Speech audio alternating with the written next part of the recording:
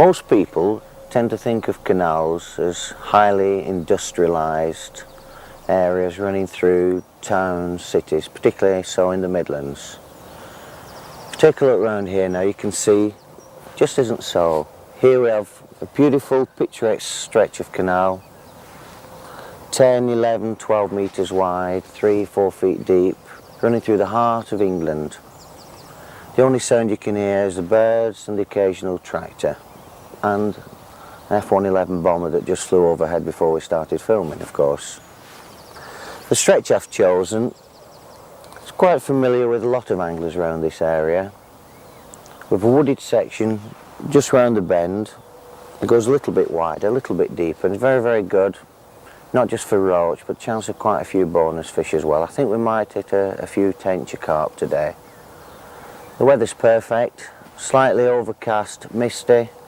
I think we're in for a good day today. Let's go and give it a try. Now this is a swim I've chosen, a little bit wider than the canal when we looked off the bridge. It's probably about 13-14 metres, which is quite wide really for a canal. The way I'm going to fish is to make it, as always, as simple as possible. I'm setting up one rig only, and with this one rig I'm going to be able to fish 3 different methods on the canal. If I was fishing a match, maybe I would set up 2 rods, 1 pole, or 2 poles, 1 rod. But today I'm going to try to cover every method with the one rig and the one float.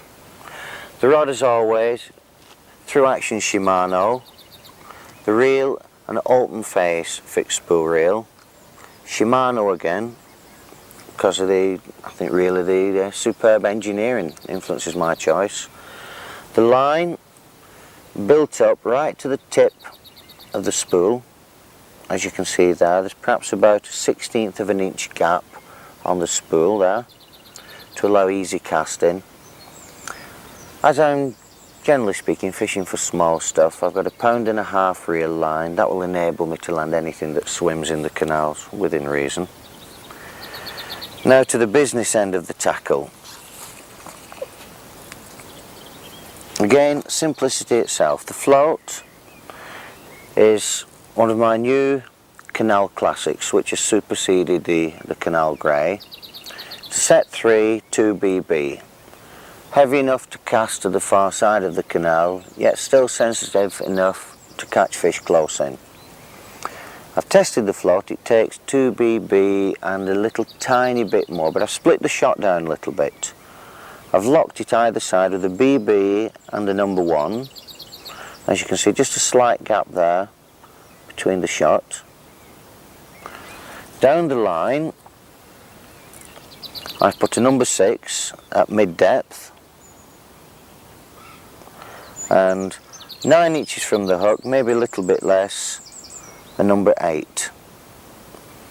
There's a simple rig then. 2 shot locking the float, a number 6 at mid-depth, a number 8, 8 inches from the hook. The hook, as always, my favourite one, the Drennan Carbon Caster. I don't know if you can see that, it's a tiny little blue one, size 22s. I'm trying to fish one hook as well as one rig.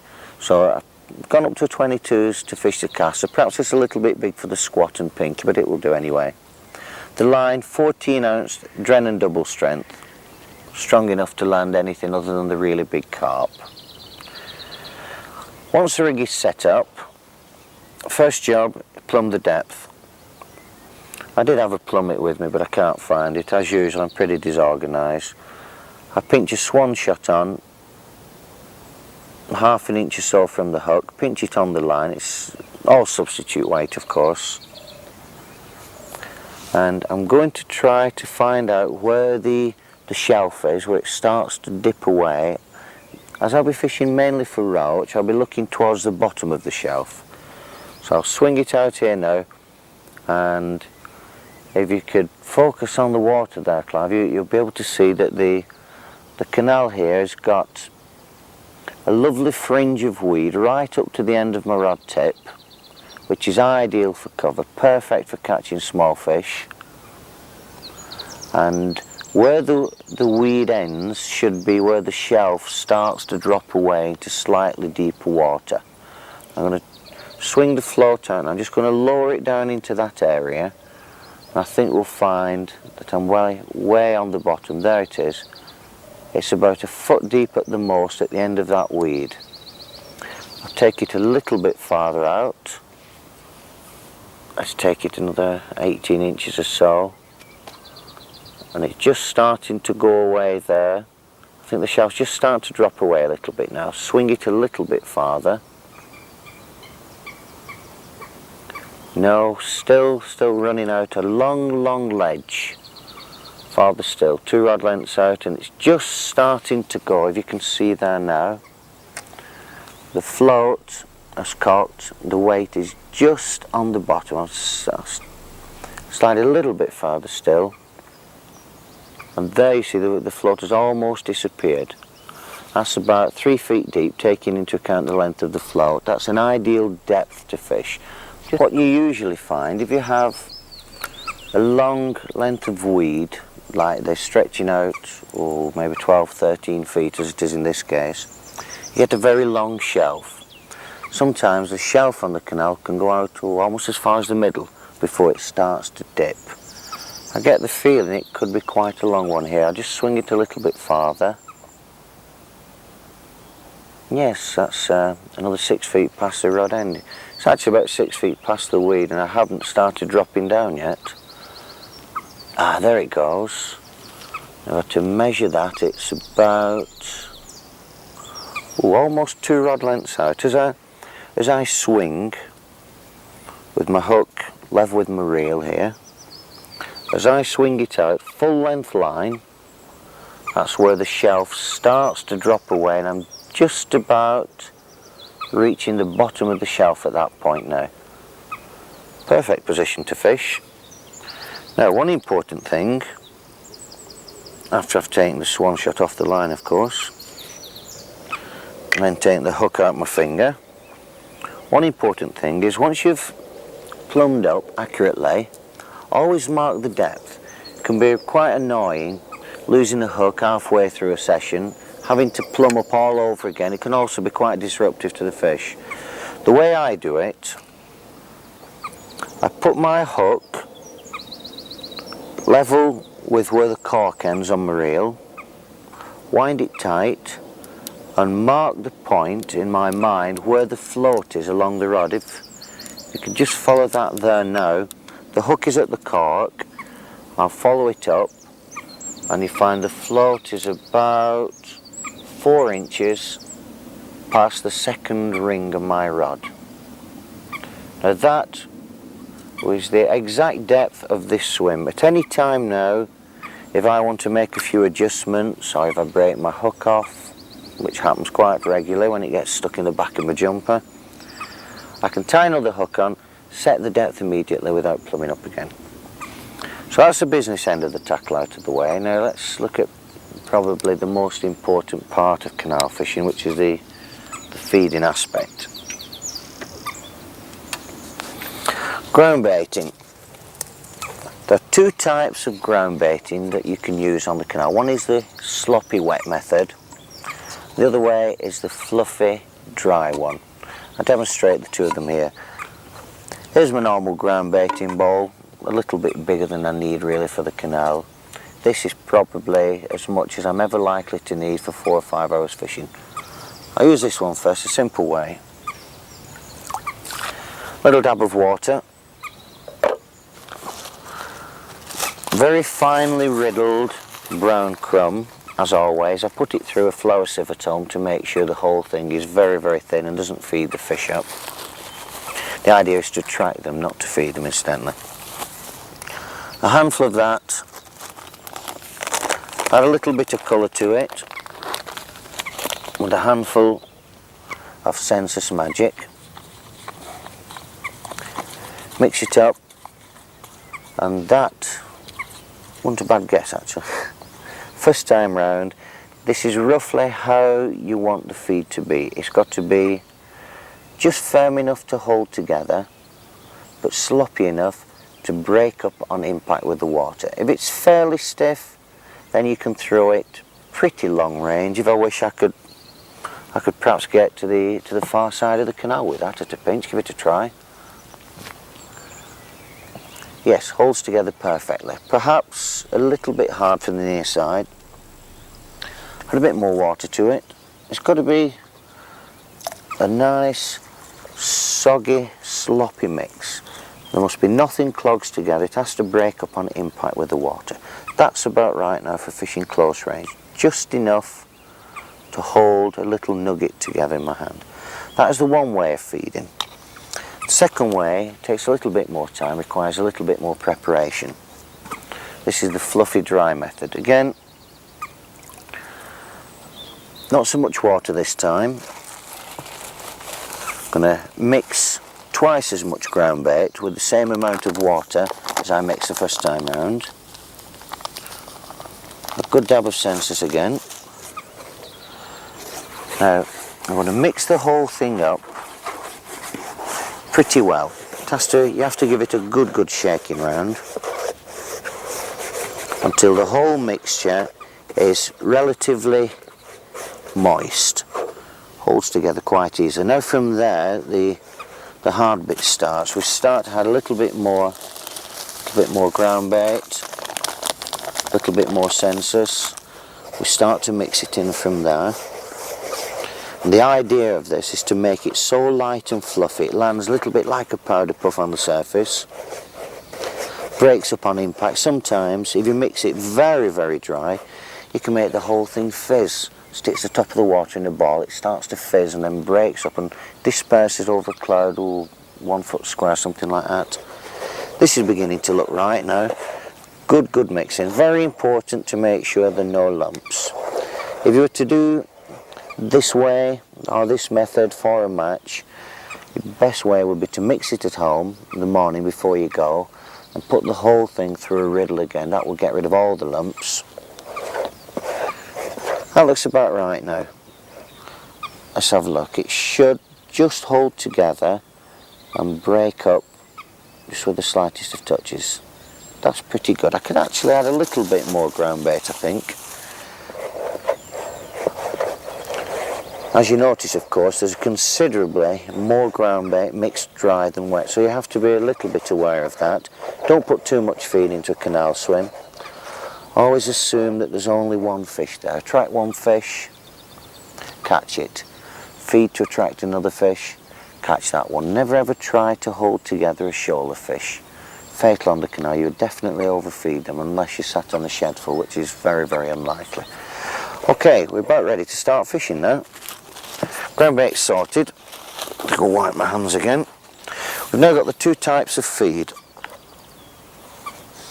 What I'll do is demonstrate the different ways that they break up on impact with the water. We'll start off throwing in a little bit of the sloppy feed.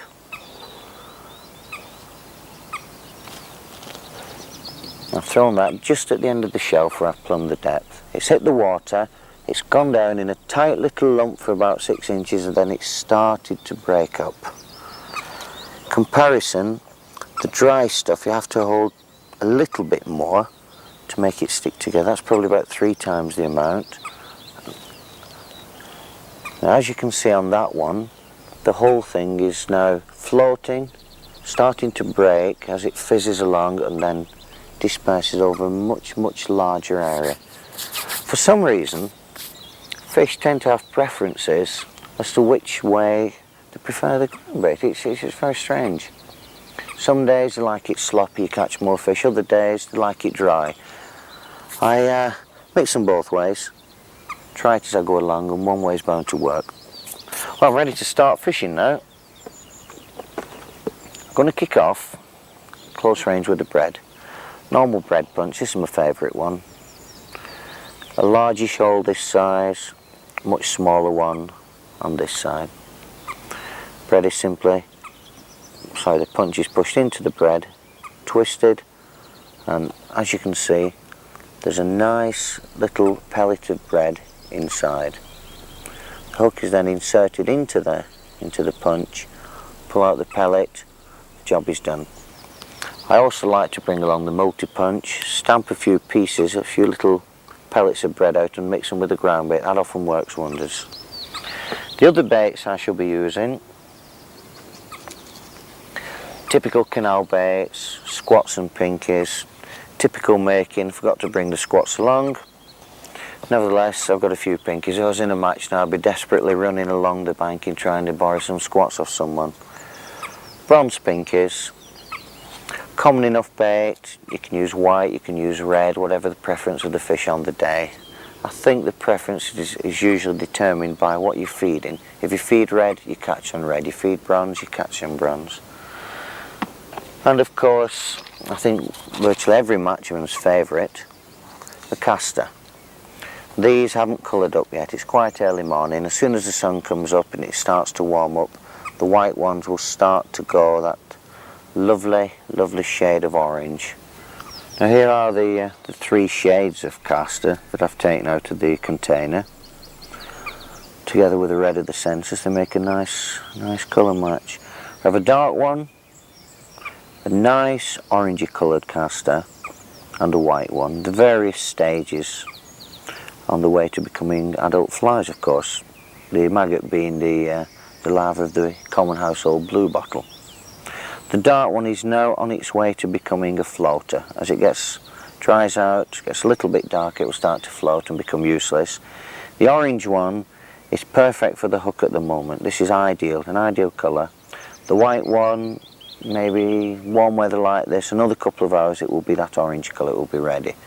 So I like to keep a nice mixture in the box. Dark, orange and white. They will serve me for a nice day's fishing. I think it's time we started fishing now. I'm fed up of talking. The fish keep jumping up and the carp are rattling the weeds. I'm getting eager. I can't sit around talking all day. Right, ready to kick off now then. Bread punch. I'll be optimistic. I'll start with the large punch. Nice little pellet on the hook.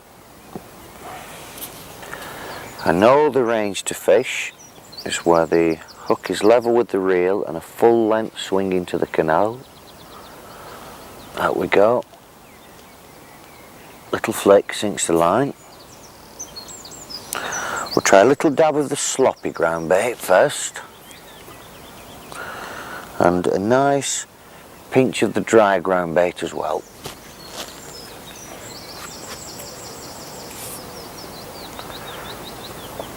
Now, without being too pessimistic, I think it'll take a little bit to get the fish going. So what I'm going to do now is to start building up 2 other swims.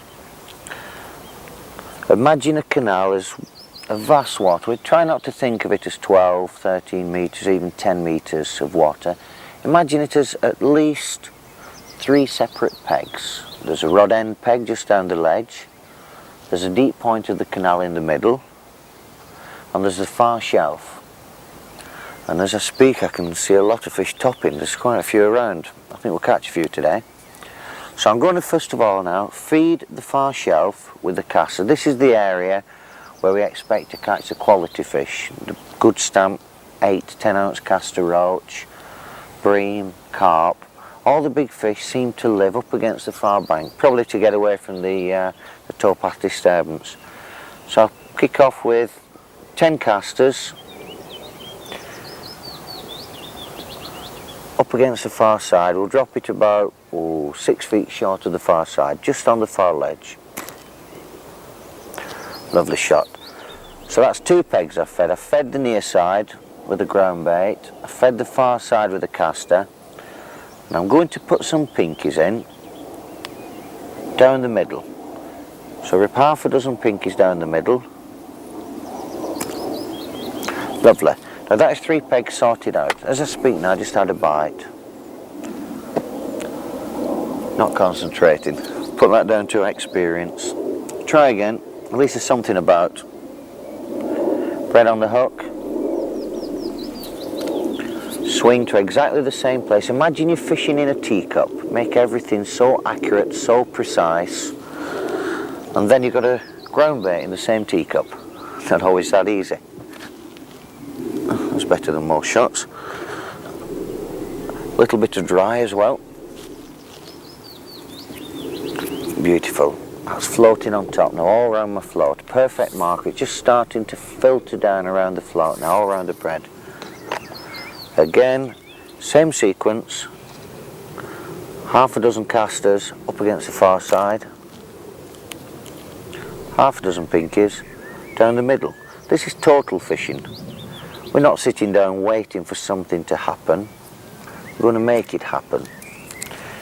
Imagine that the fish are swimming around in a big area. There's let's say an even number of fish throughout the water, close in, middle, far side, spread over 10-15 yards either side. The idea now is to concentrate these fish into the 3 little areas that I'm going to be fishing. So all the fish patrolling up and down the middle, I want them to be feeding on those pinkies in the middle. Similarly, the big fish on the caster across, I want them lined up, build up the confidence. Once they started to feed with total confidence, then I'll have a little look at them. Again, no, just left it, a few little taps. Takes a little bit to get them going.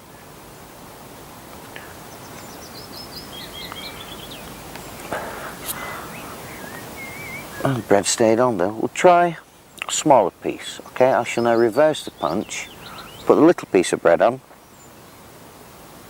and then as the fish start to feed, then I'll switch over to the bigger piece.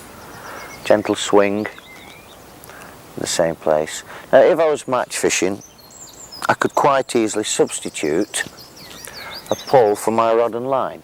It would be no different. I'll be fishing a full length line straight to hand. There'll be no advantage actually in using a pole. It would probably be a disadvantage if I hooked a large fish. If I hook one of the many carp that swim around here on this tackle, I can always backwind and land it. If I hook it on a flick tip with a pole, I've got problems, particularly with all this weed around here. There's a nice tap. Oh, little roach. About an ounce, bread and butter fish. Beautiful little specimen. Lovely condition. Can't resist a bread punch. Back again, just the same action. Back into the little teacup. Dab of feed. Give it a dab of the dry feed again. Oh yeah, look at that, it's fizzing on top now. There's no way they're going to resist that. Keep the middle going. As I say that now, I've just had a tap. They're starting to feed pretty well now. Right in the middle. There it goes again. Oh. Hello. First gudgeon of the day. Not particularly big, maybe half an ounce, something like 30-ish to the pound. Beautiful little specimen. Gorgeous creatures these are. If you're a match fisherman, I'm not too sure that the big fish boys will be over enthusiastic about them, but a couple of little barbules on each side signifies that they're bottom feeders. Funny really, I didn't expect to catch one so far out today. They tend to be located more around the ledges of the canal. And what you find with these canals, the shape of them is something like so, tapering to an 18-inch ledge on each side and going down in the centre, a little central channel like that and 2 ledges. And the gudgeon tend to be located around about the ledge area. The bigger fish usually swim along the far ledges of the canal. The roach tend to be down in the deeps going towards the middle, and the gudgeon up along the near side ledge or just going up the far side ledge. Of course, the most important factor determining where the fish are going to be on any given day is the number of boats. The general rule is the more boats there are, the nearer to both shelves the fish will be. So if you get a lull in the boats, the canal starts to clear up a little bit, work your way down the ledge towards the middle. Same with the far bank, move that caster farther away from the far bank so it starts to go down the ledge. The minute the boats come along, again back up onto the two ledges. The fish move out of the way, which is, I suppose, logical. They don't like all the disturbance. But as the water starts to clear, whatever, what should we say, any aquatic life that the boat has kicked up will start to settle near the bottom. The fish can start feeding again. So always remember that rule of thumb. The more boats, the nearer to each banking your fish. It's not very often that you catch gudgeon on bread anyway. It's fairly unusual. If I catch any more, I shall maybe switch to the pinky there. But in the meantime, let's keep it going. Let's hope it stays fairly clear of boats. It's nice and peaceful at the moment. Put a few casters over the far side.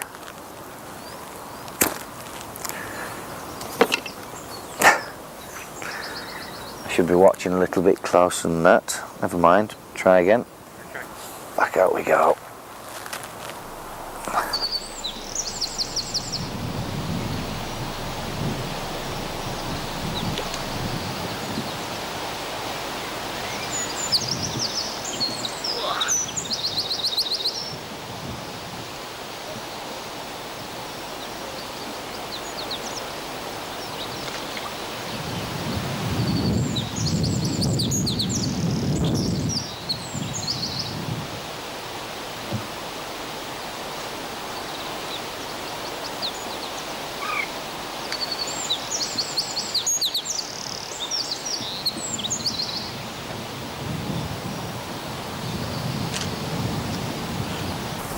Things are getting a little bit better now.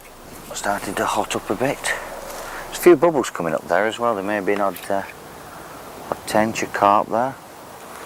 Oh, there's a good bite as I speak. Oh dear, I've got something a bit better here. Oh, that's a nice roach. Look at that devil. Oh yes. I don't think I'd chance my arm with that one in a match. Look at that. Hooked in the bottom lip. That's a good sample. Probably go 4 ounces. Not bad for the bread.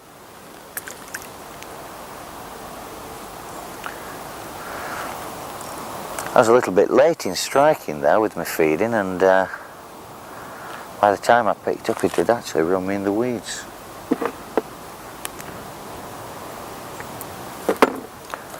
Back out we go.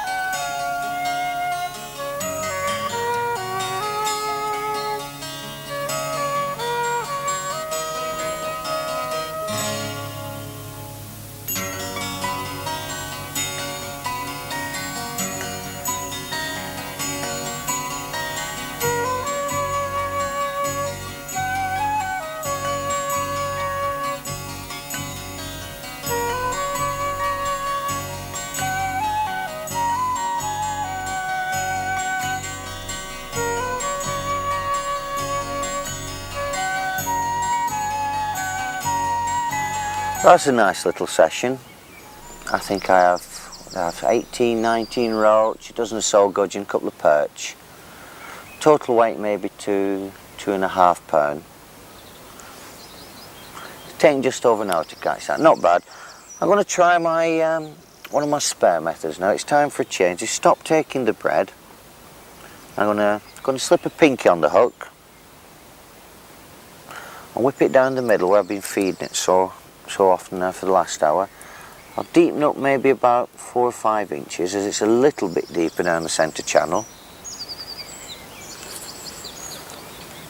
Whip it out, nice little side cast, just overcast slightly, bring it into the middle, put the line down. Now that's the area that I've been feeding for 1 hour now. Let's just see if the fish has moved in right. I'll give it another half dozen just to make sure there's plenty feed there. I'll put my half dozen casters across, mustn't forget those. Right, and just in case the other two methods, the middle and the far side, don't work, keep just the tiniest bit of ground bait going in, just past my rod end, to keep those fish interested there. Now let's see if the pinkies work. I've actually put a big one on now. It's still on the 22s. There's a little touch. No, it's left it. No, it's going again. Plenty of time. Ready, go. Gotcha. Grief, what have I got on here? Oh, I hope it's going for the weeds. This is a little bit better than some of those roach and gudgeon I've been landing. Get out of the weeds, you little devil. This is the problem, choosing a nice weedy peg with plenty of fish in it. The trouble is the fish want to get back in there again. Get out, you devil. Oh my goodness, come on, stop playing silly devils. It's a carp. I'll be blowed. Oh dear, look at that, it's got me tied up in the weeds. The landing net isn't available. Oh God, come here. Oh, there we are, complete with about £5 of weed. But a nice little bruiser. Look at that little darling there.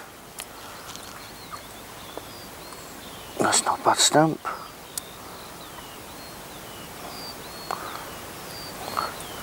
There we are. Beautiful. Who'd have thought the pinky would have worked and caught a carp? That's the last thing I had in mind. Okay.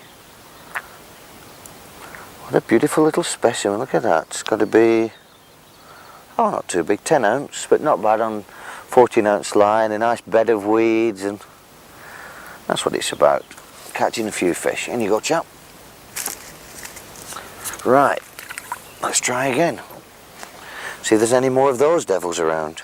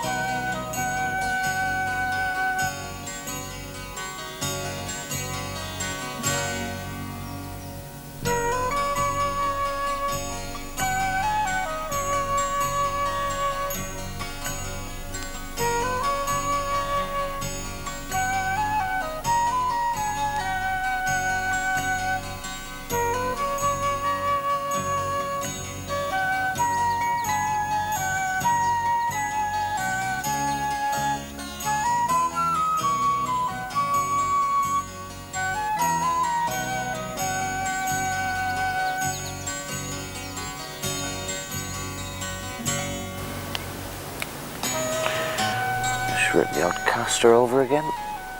I'm dying to have a do on those casters. Oh, good grief, another one.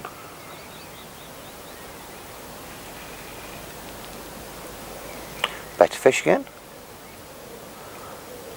That's another one of those carp. Come on, let's chance your hand this time, Makin. Don't be a coward all your life. Oh dear, not bad for 22's hook. You little darling. Well, that's not bad. 2 carp and a good roach in succession on the pinky. That second method's definitely worked well. In you go. Back again. We found a winning formula this time. The shot slipped a little bit. Out we go, back to the middle. Again, the all-important part. Do not forget the important bits. Feed. 6 pinkies on the float. 6 casters on the far shelf. A little dab of ground bait on the near shelf. 3 pegs going all at the same time. Mustn't forget them. There's a little tap again. Playing around with it. The secret is not to strike too soon. You've probably read articles and heard people talk about canal fishing, but believe me, more bites are missed through striking too soon than they ever are through being too late. So it's starting to go now.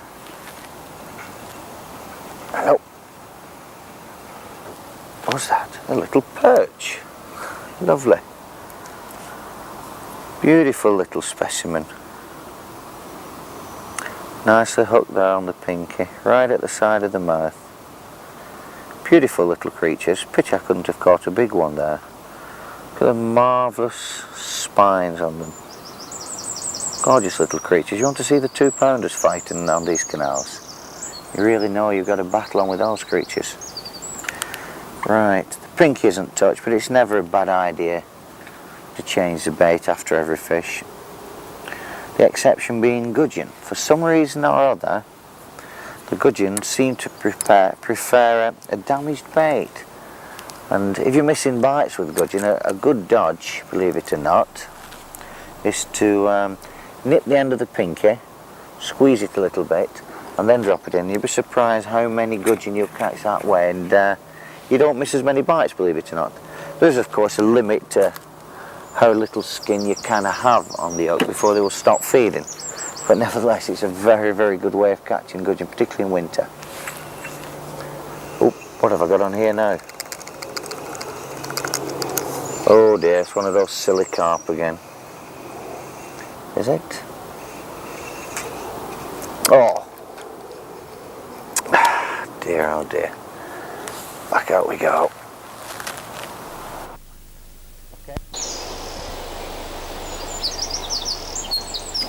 6 pinkies on the float.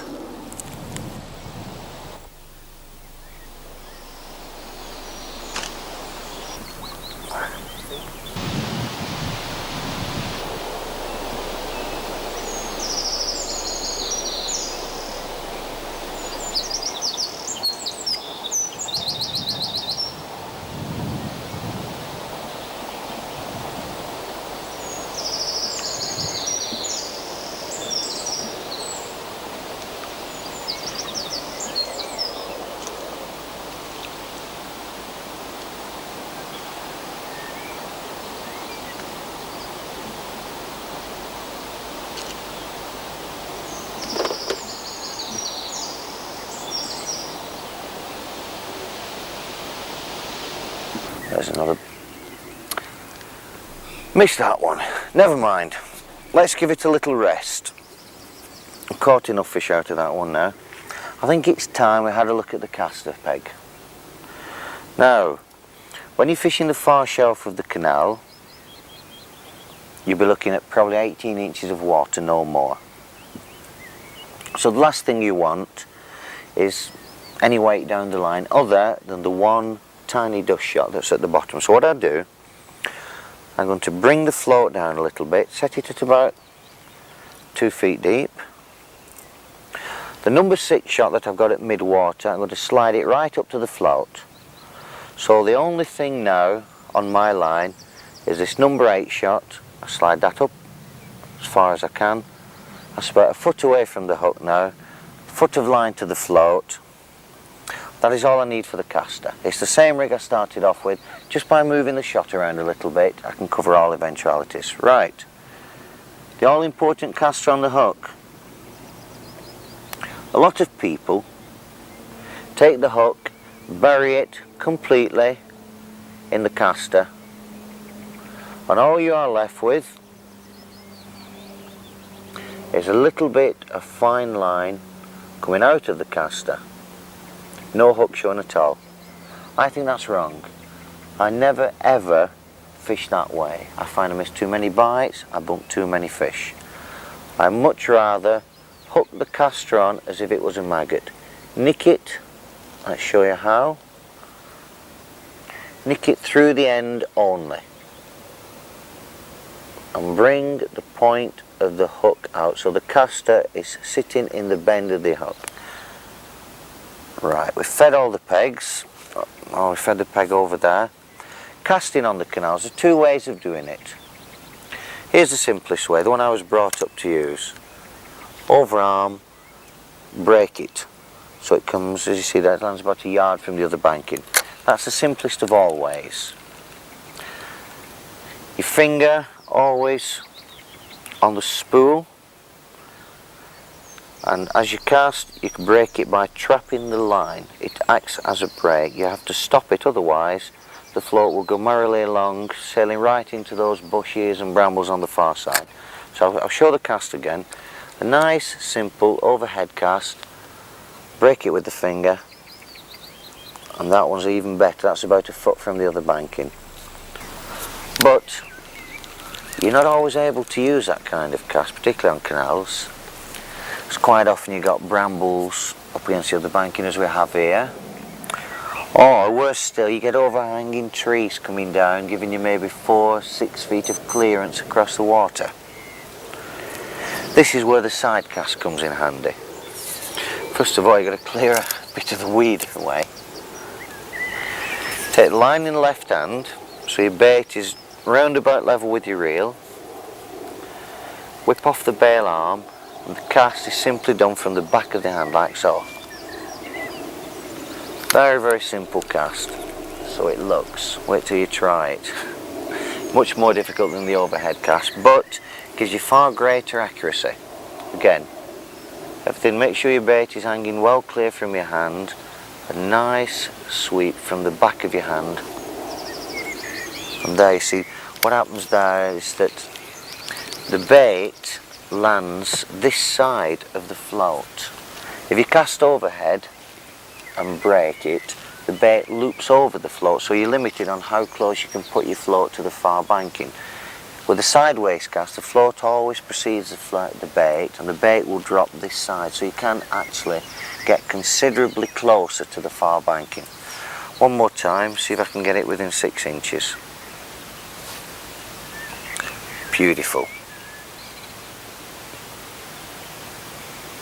It's a pity the cameraman couldn't have focused on that one. That was one of my better ones. Right, I've got the bait on. It's running right up against the other side. We'll give it another half dozen casters, and let's see if 1.5 hours consistent feeding has lined up a few better quality fish. The sun's coming in my eyes as well. I've left my visor at home. There's a tap straight away. Sliding away. Go on, you little devil. With the 22's hook, I've got to give it time. No, it's left it. Lifting it a little. It's still there. It's still interested. Oh, look at that going. Now that's tightening up to the rod. It's a good fish. That's a very good fish. You can always rely on the caster to sort out the quality fish. I don't know, I think I've got a tench on the end here now, although the way he took it tightened everything up. Whoa, whoa, whoa, whoa, whoa. It's more likely to be a carp, particularly as I've had those two on the middle line with the pinky. Whatever it is, he doesn't like it up him. Yes, that's a good fish. Makes a nice change to catch a good fish like this when you're filming. The majority of fish seem to be camera shy, and you've got to wait for hours to catch things. Around the canals you can always rely on a fish or two. Oh yeah, it's a nice fish. It's a carp. It's trying to get in these weeds here now. Come away, you little jockey.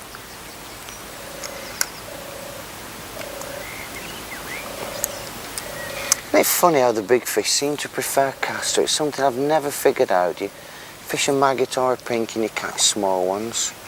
Put the caster on and always the big fish want to play. There we are. I think he's nearly beaten now. I've got to beat him out in the clear water before he tries to get his head into these weeds. I spoke too soon. That's where he's going now. Get out, you little devil. Oh, he's a nice fish. I think I got him beaten. Here we are. Bring him across the top.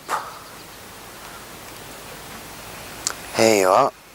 He's tied out now. I've got to pull him across those weeds. That's a problem. In you go, fella. How's that? It's funny, I always seem to finish off with a carp lately. I wish I could do it a little bit more often in the matches.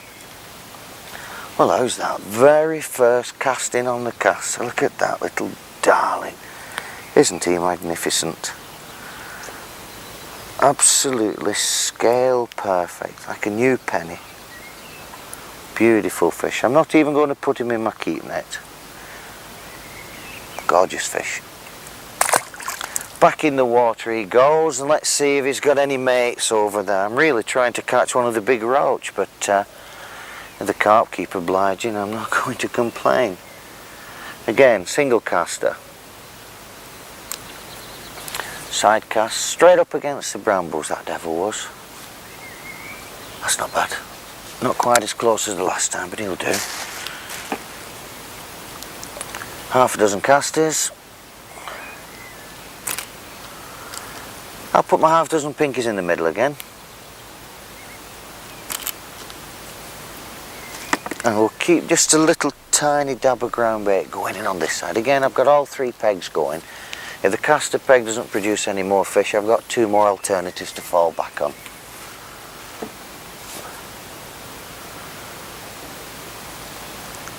There's a bite almost straight away. Fight, that took it on the drop.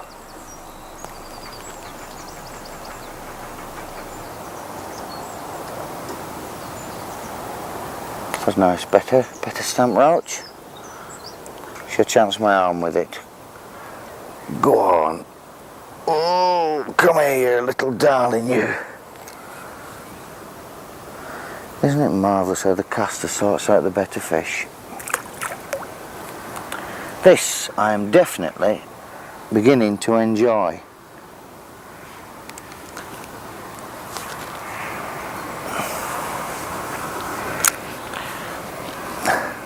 Get some shells over the other bank in here, and of course Makin have got lots and lots of weird and wonderful names for casters. Shells, cherries, peas, you name it, we call them all sorts of things. Again on the drop. Oh, you devil. Starting to line up now. Why doesn't it happen to me in matches? It does occasionally, I suppose.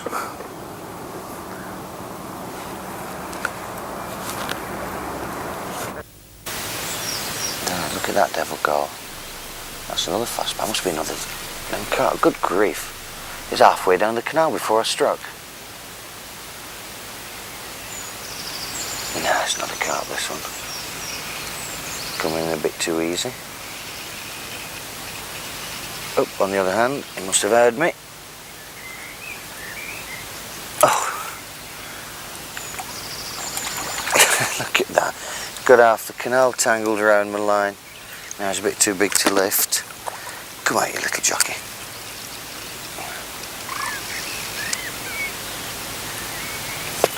Lovely.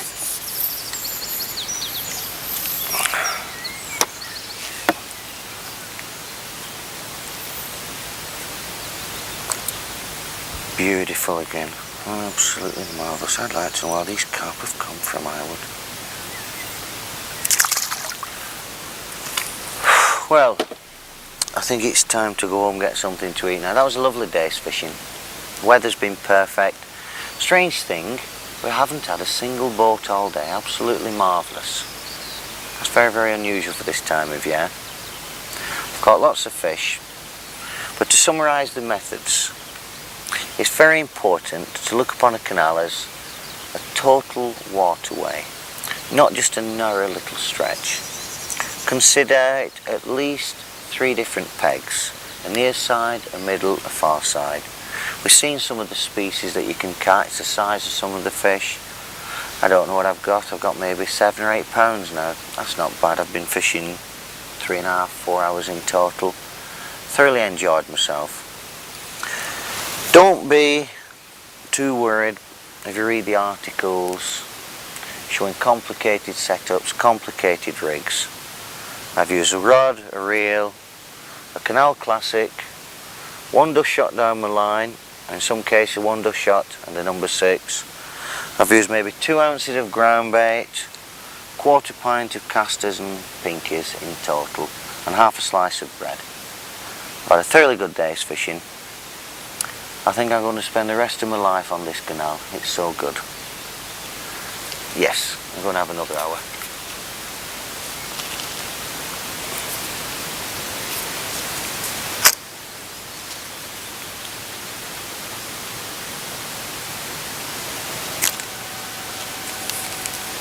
I'm not that hungry anyway.